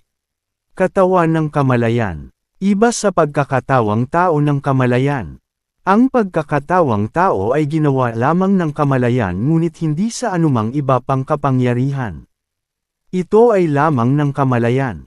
Gayunpaman, ang consciousness embodiment ay may isang tiyak na antas ng fighting power at ang fighting power ng isang tao ay maiuugnay sa personal na kapangyarihan at lakas ng isang tao. Alam ni Emperor Bai ang ilang mga eksperto mula sa sinaunang panahon na napakalakas na bubuo ng diwa ng kamalayan at makikipagdigma. Gayunpaman, hindi niya inaasahan na si Emperor 13, na kailangan niyang harapin ng buong buo, ay isang consciousness embodiment lamang. Ang kanyang consciousness embodiment ay ganito na kalakas, paano kung personal siyang dumating? Mga eksperto mula sa sinaunang panahon. Naikuyong ni Emperor Bai ang kanyang maputlang kamao. Nakita ng mga eksperto sa paligid na biglang nawala si Emperor 13 at natarante sila. Lalo na si Jian Wushuang. Wala siyang ideya kung bakit bigla siyang tulungan ni Emperor 13. Theoretically, wala siyang dapat gawin kay Emperor 13. Dati, naantala niya ang kabilang partido sa sinaunang larangan ng digmaan. Sa teorya, kahit napatayin siya ng direkta, hindi magkakaroon ng anumang hindi pagkakaunawaan. Ngunit sa huli, hindi lang siya papatayin ni Emperor 13, kundi nag-iwan din siya ng marka sa kanyang katawan. Nang siya ay nasa panganib, si Emperador 13 ay nagpahayag ng kanyang sarili upang iligtas siya. Hindi lang sa pagligtas sa kanya, nakipagkasundo pa si Emperor 13 kay Emperor Bai para alagaan siya bago siya umalis. Obvious naman na isa lang ang gagawa nun kung magkarelasyon sila. Ngunit sa totoo lang, hindi alam ni Jian Wushuang kung sino si Emperor 13. Ang alam niya lang ay galing siya sa sinaunang panahon. Bukod doon, wala siyang alam. Swoosh! Pagkatapos, may isang figure na gumalaw at nagpakita sa tabi ni Emperor Bai. Mr. Emperor Bai, magalang na bati ng Purple Moon Emperor. Pareho silang dakilang emperador. Gayunpaman, nang ang Purple Moon Emperor ay nakikipag-usap kay Emperor Bai, para itong isang Sir God o Emperor God na nakikipag-usap sa isang Great Emperor. Napaka-normal noon. Bagamat si Emperor Bai ay nasa Great Emperor realm, ang kanyang kapangyarihan ay nalampasan ang Great Emperor. Kaka-rating ko lang dito at wala akong ideya sa nangyari kanina. Sabihin mo sa akin, sumulyap si Emperor Bai sa Purple Moon Emperor. Oo, tumanggo si Purple Moon Emperor at agad na sinabi sa kanya ang lahat ng kanyang nalalaman ng maikli. Kasama dito ang pagiging barbaric ng Abysmal Saint Master. Wala siyang pakialam kung paano siya pinigilan ng Purple Moon Emperor ngunit direktang inatake si Jian Wushuang. Kasama rin dito kung paano winasak ni Abysmal Saint Master ang kanyang pagkakatawang tao ng kamalayan. Siyempre, sinabi rin niya kay Emperor Bai ang eksena kung saan ang misteryosong mayabang na lalaking nakasuot ng puting robe, si Emperor 13, ay tinalo ang Abysmal Saint Master. Ganun ba? Narinig ni Emperor Bai at mahinang tumango. Pagkatapos, ang kanyang pares ng mga puting mata ay tumingin sa paligid, ang digmaan ay huminto ngayon. Lahat ay bumalik sa kung saan ka nanggaling. Ang boses ni Emperor Bai ay puno ng awtoridad. Narinig ng lahat ng mga eksperto sa eksena at hindi ng ahas na sumalungat sa kanyang utos. Magalang silang yumuko kay Emperor Bai, sunod-sunod, at agad na umalis. Nang umalis ang dalawang alyansa, walang ayaw at natuwa sila. Tutal natalo na sila. Kung sila ay magpapatuloy sa laban, ang Lineage of Star ay patayin lamang sila. Tulad ng pag-alis ng mga eksperto mula sa dalawang alyansa, Jian Wushuang, gusto kong bumiyahe sa Lineage of Star. Tatanggapin mo ba ako? Tumingin si Emperor Bai kay Jian Wushuang. Personal na dumating si Emperor Bai. Nagdadala ka ng ningning sa Lineage of Star. Paano ako tatanggi? Please, si Jian Wushuang ay hindi mayabang o mababa. Sa pamumuno ni Jian Wushuang, si Emperor Bai at Purple Moon Emperor ay agad na naglakad patungo sa Lineage of Star. Sa gitna ng Universe Galaxy, sa pugad ng Lineage of Star, kung saan naninirahan si Jian Wushuang, Sword Star. Sa matayog na bulwagan, naroon lamang sina Jian Wushuang at Emperor Bai. Para naman sa iba, kasama ang Purple Moon Emperor, naghihintay sila sa labas. Sina Jian Wushuang at Emperor Bai ay nakaupo sa tapat ng isa't isa habang si Emperor Bai ay may hawak na tasa ng tsaa at humigop ngunit hindi nagsalita. Si Jian Wushuang ay mukhang mapagpakumbaba ngunit hindi natatakot. Pagkaraan ng ilang sandali, sa wakas ay ibinaba ni Emperor Bai ang tasa ng tsaa. Ang pares ng kakaibang puting mata ay tumingin kay Jian Wushuang.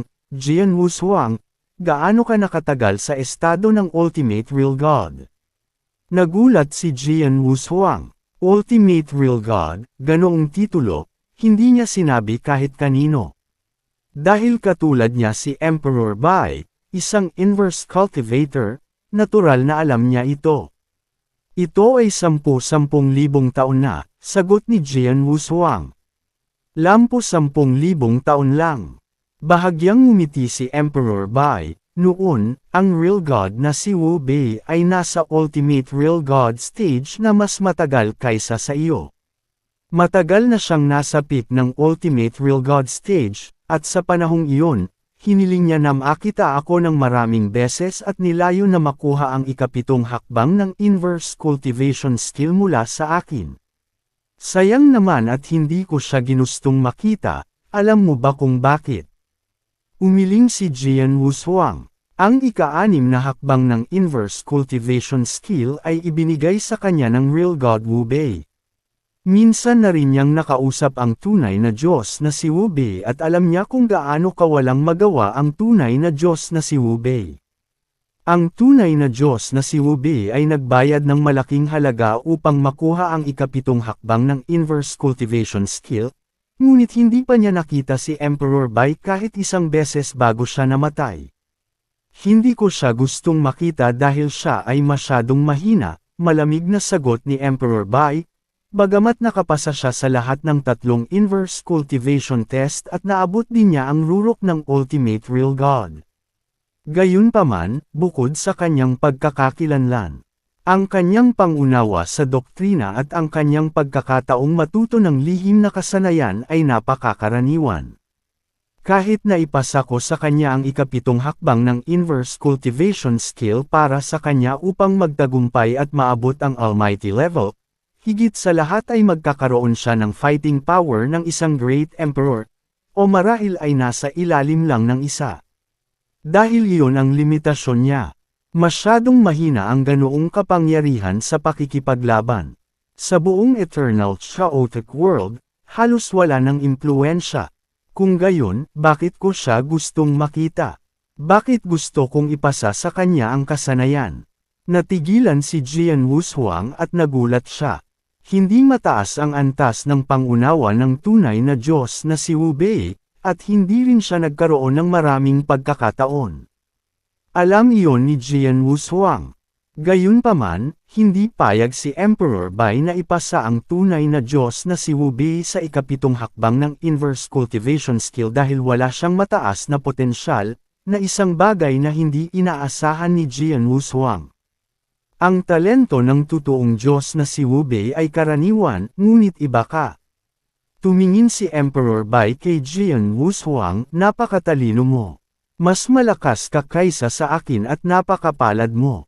Nagdala ka ng maraming pagkakataon. Kung hindi, hindi ka magkakaroon ng hindi mabilang na mga trompeta at kasanayan. Kung ikaw ay magtagumpay at maging isang makapangyarihan, maaari mong ganap na makamit ang isang katulad ko, kung hindi magiging mas malakas. Ikaw ay magiging lubhang matulungin sa Eternal Chaotic. Kaya, maibibigay ko sa iyo ang ikapitong hakbang ng inverse cultivation skill ngunit sa ilalim lamang ng isang kondisyon. 1,928 kondisyon ni Emperador Bai. Emperor Bai, sige, nasa sabik si Jian Wushuang. Ang ikapitong hakbang ng inverse cultivation skill ay ang mahalagang salik ng pagiging pinakamalakas niyang tao sa Eternal Chaotic World. Kung wala ang kasanayan, gaano man kahusay ang kanyang mga kasanayan at trump card, hindi niya maihahambing sa isang tunay na dakilang emperador. Gayunpaman, sa pamamagitan ng kasanayan, maaari niyang subukang magtagumpay at maging isang makapangyarihan. Sa panahong iyon, madali niyang maabot ang antas ng Great Emperor.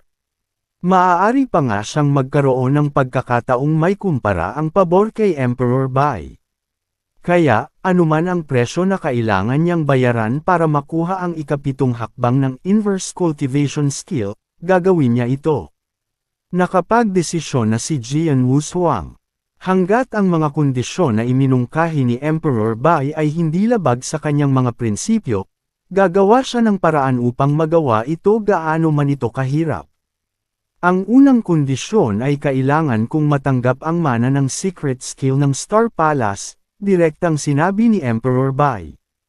Ang lihim na kakayahan ng Star Palace, natigilan si Jian Wushuang. Interesado din si Emperor Bai sa secret skill ng Star Palace. Ang lihim na kasanayan ay lubhang kakaiba. Ito rin ay lubos na nakakatulong sa dakilang emperador. Dati, hindi ko ito magagamit.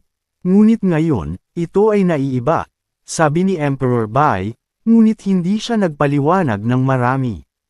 Nag-isip sandali si Jian Wushuang at nagtanong, Mr. Emperor Bai, gusto kong linawin kung ang lihim na kakayahan ng Star Palace ay para sa iyo lamang na linangin o balak ni Emperor Bai na ipalaganap ang lihim na kasanayan ng malawakan, para sa mga eksperto mula sa Sanctuary Alliance na linangin ito. Nakuha ng Lineage of Star ang secret skill ng Star Palace na umaasa sa sarili mong pagkakataon. Kaya, ito ay pagmamayari lamang ng Lineage of Star. Hindi ko gagawin ang Lineage of Star para ipahayag ang lihim na kasanayan sa mundo. Gusto ko lang na linangin ito sa sarili ko, sagot ni Emperor Bai. Kung gayon, walang problema, agad na sumang-ayon si Jian Wushuang. Ang lihim na kakayahan ng Star Palace ay ang pinakamalaking kalamangan at trump card na mayroon ang mga eksperto at disipulo mula sa Lineage of Star. Kung hindi ito kinakailangan, hindi gugustuhin ni Jian Wushuang na ipalaganap ang lihim na kasanayan hanggang sa puntong alam na ito ng lahat. Pagkatapos, mawawalan ng kalamangan ang Lineage of Star. Gayunpaman, kung si Emperor Bai lamang ang nag-iisa, walang pagkakaiba. Tulad ng mga guest elder sa Lineage of Star, nangako si Jian Wushuang na hahayaan din silang linangin ang secret skill ng Star Palace. Pagkatapos ng digmaang ito, ang tatlong alyansa ay natalo. Ang Almighty's Alliance ay matagal na ring nawala. Ang Lineage of Star ay maaaring ituring ang iyong sarili na isang mahusay na tagumpay. Kung hindi ako nagkakamali, haharapin mo ang dalawa pang alyansa mamaya, tama? Tanong ni Emperor Bai. Oo, tumango si Jian Wushuang, hindi mahalaga kung ito ay Star Extermination Alliance o Supreme Ten Alliance. Dumating sila sa Lineage of Star na may layunin na maalis tayo, lalo na ang Star Extermination Alliance.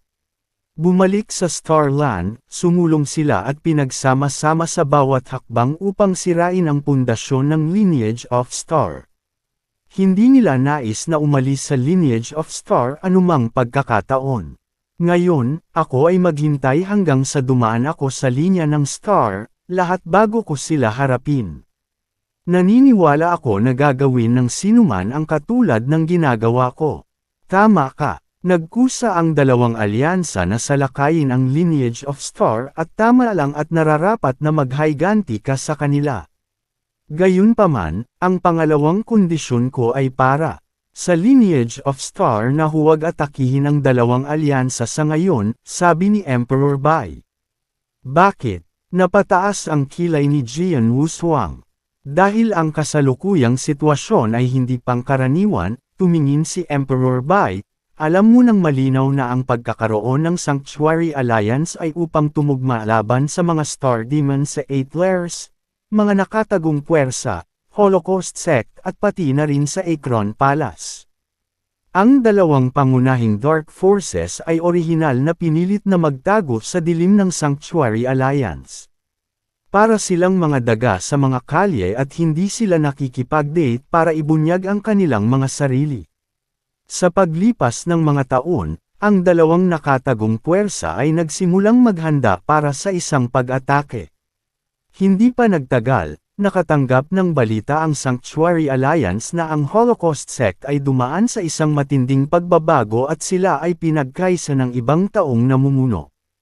Higit pa riyan, ang mga aksyon ng Akron Palace sa mga nakaraang taon. Natatakot ako, sa lalong madaling panahon, ang Eternal Chaotic World ay muling magkagulo. Ang Sanctuary Alliance ay maaaring makatagpo ng isang malagim na digmaan. Sa isang napakahalagang sandali, natural na kailangang gumawa ng Sanctuary Alliance ng paraan para mapanatili ang ating kapangyarihan. Huminto si Emperor Bai at nagpatuloy, sa pagkakataong ito, ang digmaan sa pagitan ng tatlong alyansa at Lineage of Star. Walang sinuman ang umaasa na ang Lineage of Star ay mananalo ng isang malaking tagumpay. Sinira mo pa ang Star Extermination Alliance at ginawa mong mawala ang Almighty's Alliance. Pagkatapos ng digmaang ito, ang Almighty's na pumanaw ay higit sa 150 sa kanila. Para sa Sanctuary Alliance, ito ay isang malaking kawalan. Kung magpapatuloy ang magkabilang panig, gagastusin lamang nito ang higit na lakas ng pakikipaglaban ng Sanctuary Alliance. Habang ang isang talaba at isang kingfisher ay nakikibahagi sa isang mapait na tunggalian, isang mangingisda ang dumating at binuhat silang dalawa. Sa madaling salita, ang dalawang madilim na puwersa ay nakikinabang dito. Emperor Bai, naiintindihan ko ang ibig mong sabihin. Malalim ang boses ni Jian Wushuang, ngunit ang digmaan ay hindi nag-udyok sa Lineage of Star. Kami ay tinutuya at binubuli. Ngayon na sa wakas ay nalampasan na namin ang kalamidad at nagkaroon ng pagkakataong kontra-atake, gusto mo bang magpigil ang Lineage of Star? Si Jian Wushuang ay ayaw. Hindi lang siya, pati lahat ng eksperto sa Lineage of Star ay naagrabyado din. Hinihintay lang nila ang utos ni Jian Wushuang hanggang sa kontrahin nila ang dalawang alyansa. Kung sasabihin ni Jian Wushuang sa kanila na itigil ang digmaan noon, maaaring maraming tao ang hindi nasisiyahan. Alam ko na ang Lineage of Star ay masama. Ngunit ang kasalukuyang sitwasyon ay hindi nagpapahintulot sa iyo na ipagpatuloy ang digmaan.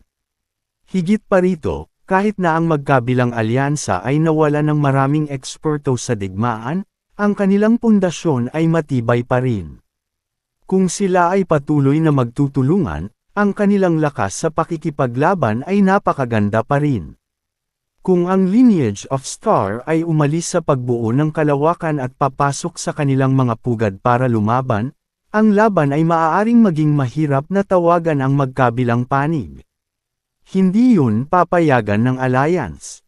Binala ko ang kondisyon upang mabigyan ng pagkakataon ang lineage of Star na umalis mula sa isang mahirap na posisyon.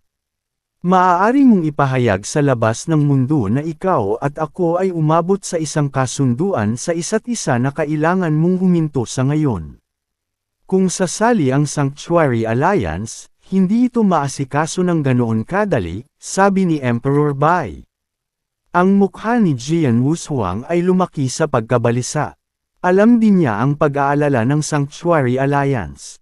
Kung ito ay isang ordinaryong panahon, hindi mahalaga kung ang lineage of Star ay patuloy na lalaban sa dalawang alyansa. Ang Sanctuary Alliance ay hindi maaabala. Pero iba noon. Jian Wushuang, talagang hindi mo na kailangang ipagpatuloy ang digmaan. Kahit na magpatuloy ka pa sa pakikipaglaban, wala nang iba pang resulta. Dapat mong malaman na may ilang puwersa sa dalawang alyansa na may malalim na ugat na pundasyon. Ang ilan ay nauugnay pa sa mga nakatataas sa Sanctuary Alliance. Halimbawa, ang Abysmal Palace ay may backer na Saint Master. Ang Soaring Heaven King Palace ay mayroon ding Colored Glaze Emperor na mamumuno para sa kanila. Kasama ang Great Emperors, hindi sila kayang sirain ng lineage of Star. Maaari ka ring maglaan ng oras upang madagdagan ang iyong kapangyarihan.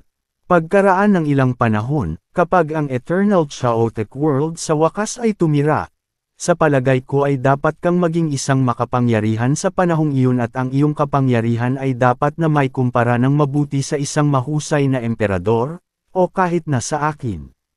Sa panahong iyon, magiging mas madali kung gusto mong sirain ang dalawang alyansa at tiyak na sasabihin ng Sanctuary Bay Alliance, 1,929 na friendly. Nang marinig ang sinabi ni Emperor Bai, mahinang tumango si Jian Wushuang. Pakiramdam niya ay tama si Emperor Bai. Kahit na ang lineage of Star ay nanalo ng isang mahusay na tagumpay sa digmaan, ang dalawang alyansa ay magkakaroon pa rin ng mabangis na kapangyarihan kung sila ay muling buuin ang kanilang mga koponan. Kung ang lineage of Star ay lalaban sa dalawang alyansa sa labas ng Galaxy Formation, ang lineage of Star ay talagang hindi magkakaroon ng maraming pagkakataon. Kung tungkol sa pagsira sa mga pangunahing puwersa, talagang imposible. Emperor Bai, ipinapangako ko sa iyo na ang lineage of Star ay hindi mahihirapan sa dalawang alyansa sa ngayon. Gayunpaman, kung ang dalawang alyansa ay mahihirapan sa amin, hindi mo ako masisisi para doon, sabi ni Jian Wushuang. Huwag mag-alala, hanggat ang dalawang alyansa ay hindi pipi, dapat nilang malaman kung ano ang gagawin. At saka, ang Sanctuary Alliance ay tiyak na magpapadala ng mga Great Emperors upang bigyan sila ng personal na babala, nakangiting sabi ni Emperor Bai. Tumigil si Emperor Bai at nagpatuloy, ang huling kondisyon, gusto kong malaman kung saan nanggaling si Emperor 13 at paano siya nauugnay sa iyo. Emperor 13, natigilan si Jian Wushuang pagkatapos ay ngumiti siya ng mapait.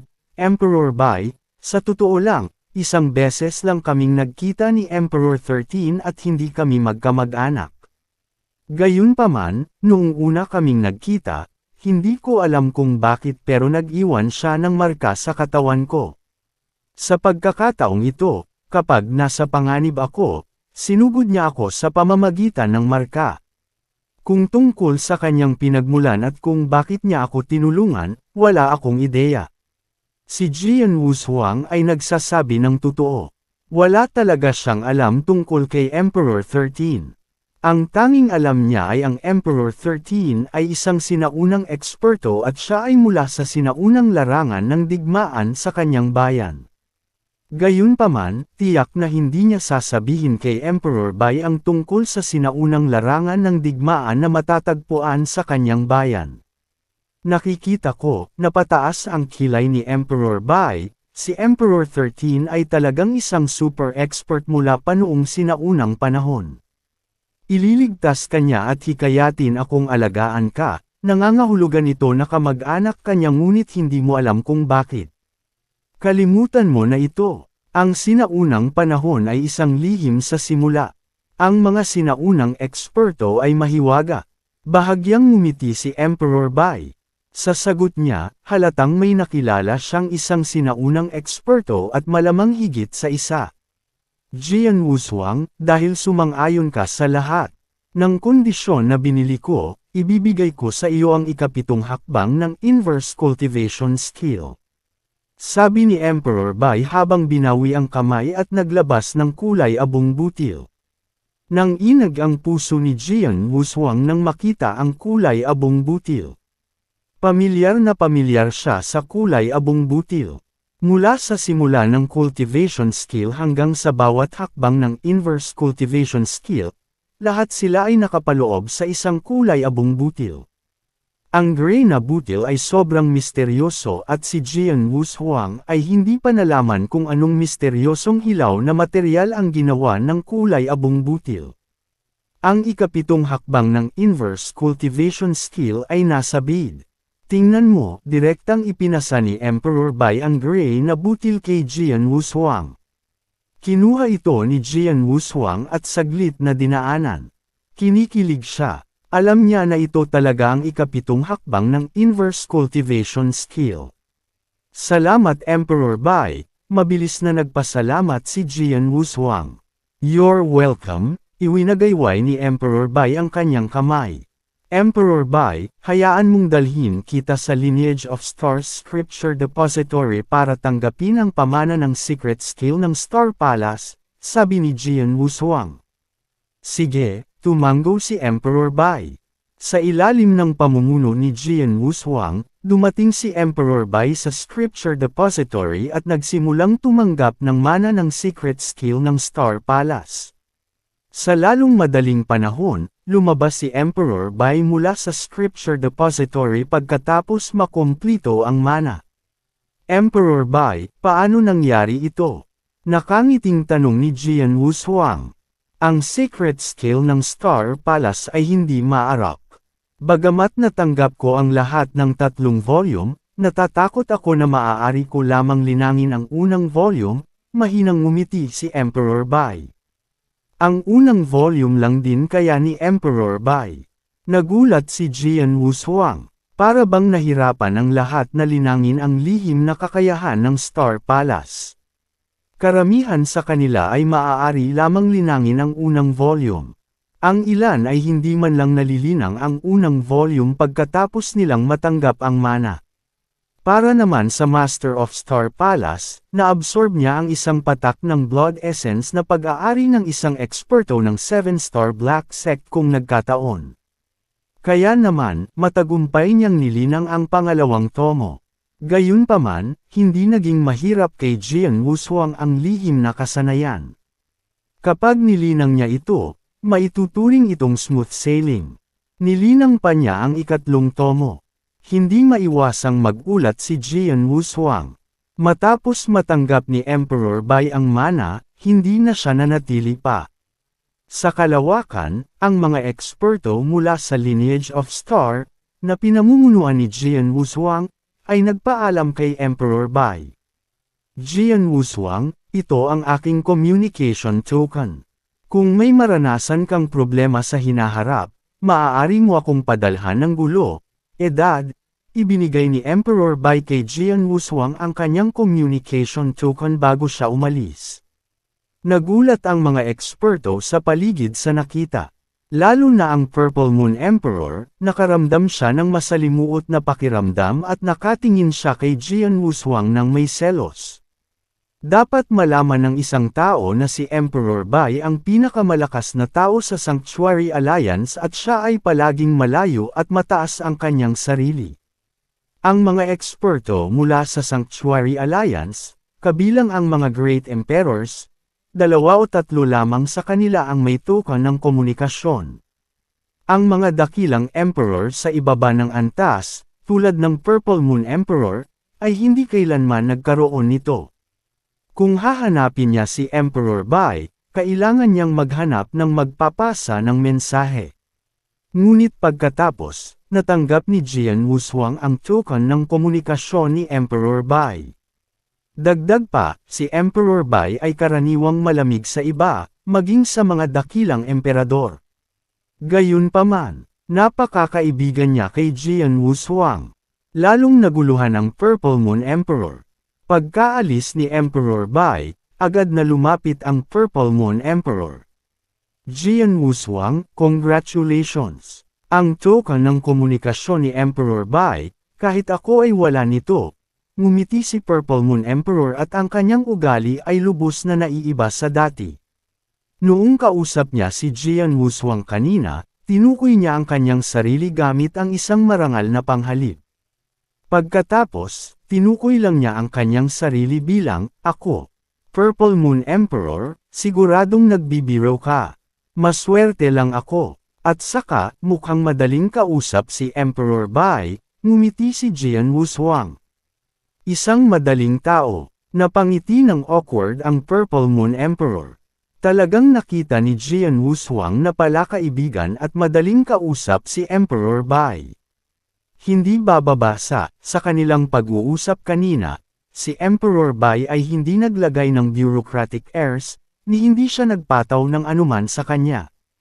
Halimbawa, maaaring gawin ni Emperor Bai ang Lineage of Star na ibigay sa kanya ang secret skill ng Star Palace sa isang order. Para sa Lineage of Star at sa dalawang alyansa na itigil ang digmaan, maaari rin itong utos ni Emperor Bai. Gayunpaman, hindi pinilit ni Emperor Bai ang utos ngunit ipinagpalat sa kanya ang ikapitong hakbang ng Inverse Cultivation Skill.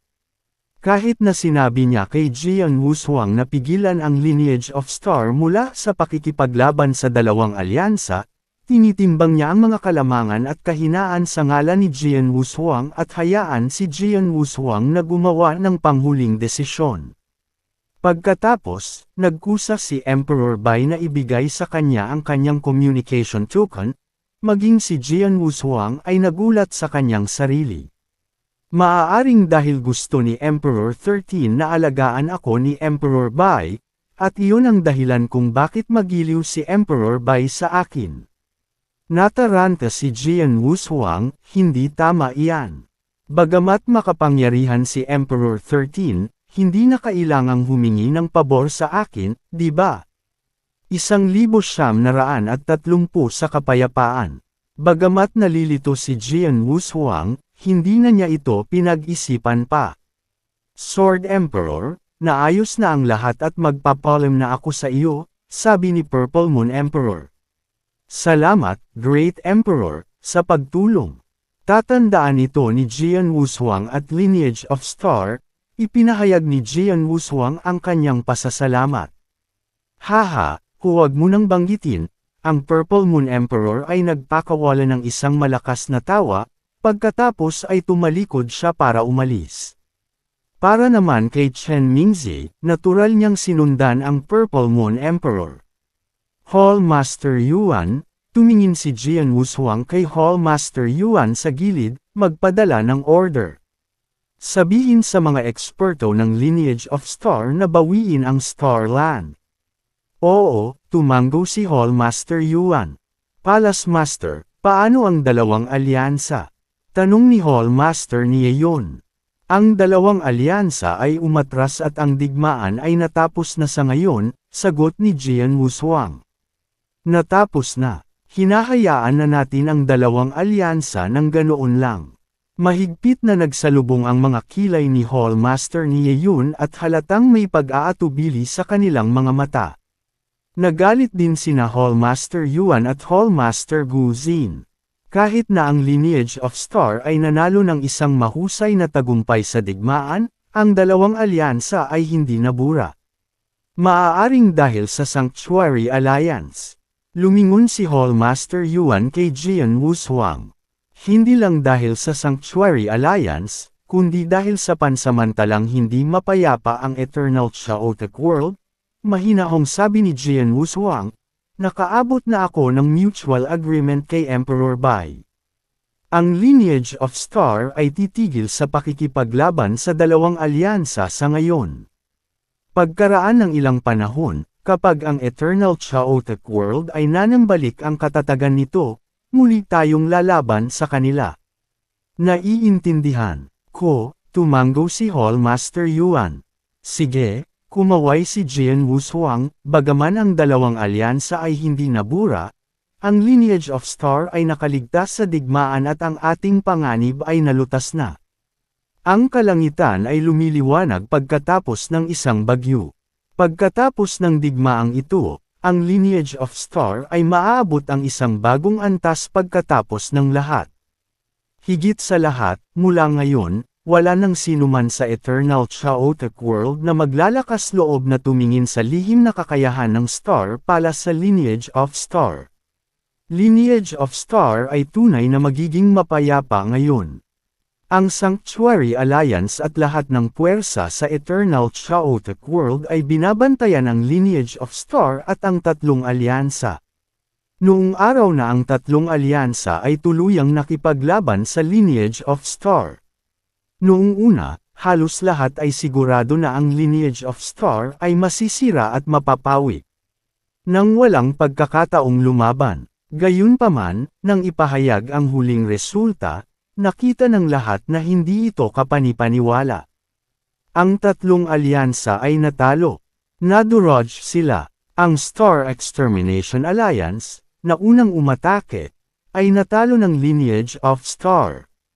Mayroong halos 70 Almighties sa kanilang ngunit wala pang 20 ang nakaligtas sa huli. Bahagyang mas mahusay ang ginawa ng Supreme Ten Alliance. Bagamat marami sa kanilang mga Almighties ang napatay sa proseso ng pagtakas, ito ay mas mahusay kumpara sa Star Extermination Alliance. Ang pinakatrahedya ay ang Almighties Alliance. Ang Almighties Alliance, na binubuo ng higit sa 100 Almighties, ay dapat ang pinakamalakas sa lahat ng tatlong alyansa. Ngunit sa huli, ang Almighties Alliance ay naglaho sa manipis na hangin. Ang lahat ng mga eksperto ay namatay at walang nakaligtas. Hindi kapanipaniwala. Ang resulta ay ganap na lampas sa inaasahan ng isa. Maging ang mga dakilang emperador sa Sanctuary Alliance ay hindi inaasahan na magiging gayon. Siyempre, unti-unting inihayag ang proseso ng digmaan. Ipinakita ng Lineage of Star ang kanilang nakakatakot na kapangyarihan at ang tunay na kapangyarihan ng Universe Galaxy. Lalo na ang nakakagulat na stroke ni Jian Wushuang. Nawasak ng isang hampas ang buong Almighties Alliance.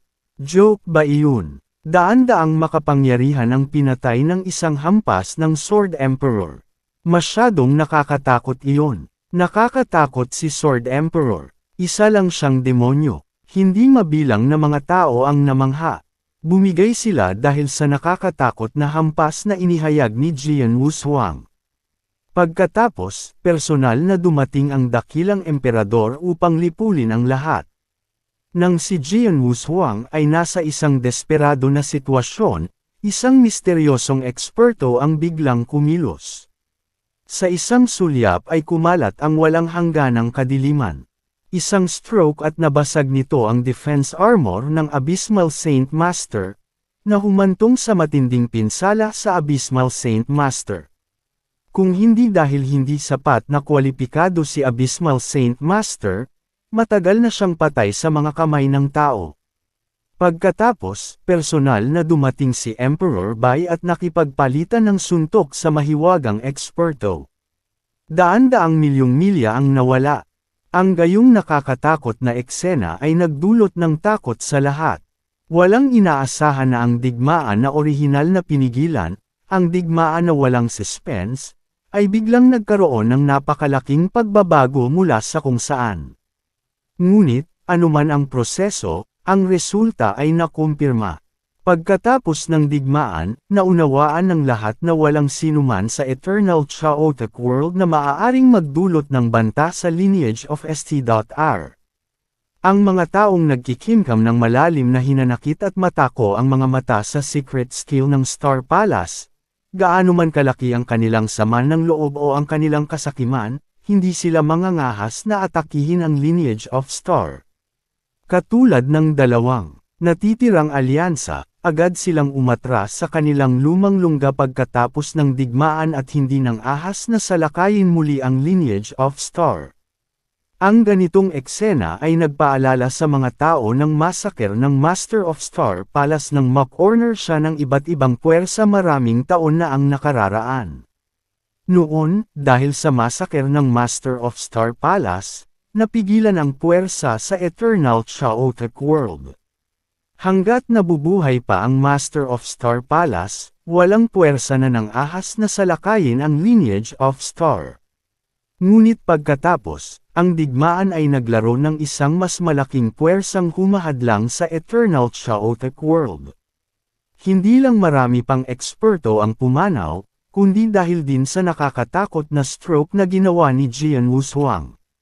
Pinakamahalaga, kahit na ang isang Great Emperor ay umatake, ang Abysmal Saint Master, na isang Great Emperor sa ikatlong pwesto, ay umalis na may matinding pinsala. Sino ang may lakas ng loob na ilipat ang lineage of Star? Tulad ng lahat ng puwersa ay nagtataka pa rin, ipinakita ng mga nakatataas sa Sanctuary Alliance ang pagbabago sa listahan ng Heaven and Earth Supreme Ranking. Sa listahan ng Heaven and Earth Supreme Ranking, walang pagbabago para sa nangungunang 15 Great Emperors.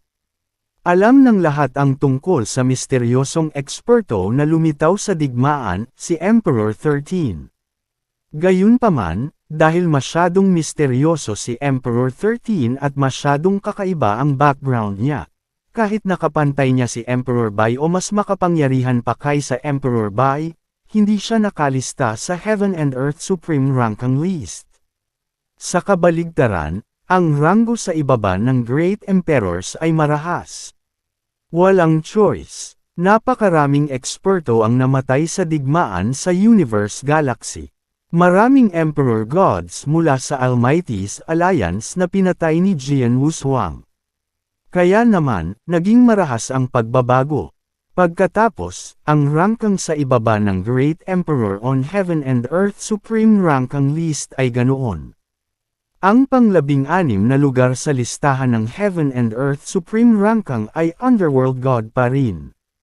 Walang duda tungkol dito, kahit na, hindi alintana kung ito ay Jian Yi o Emperor God Tianling, sila ay nagpakita ng lakas sa pakikipaglaban na maihahambing sa Underworld God, hindi pa sila kailanman lumaban. Higit pa rito, ang Underworld God ay malawak na kinikilala dati. Kung walang anumang nakamit sa labanan, hindi nito mababago ang ranking ng Underworld God. Ang ika-17 lugar sa listahan ng Heaven and Earth Supreme Ranking ay Jian Wushuang.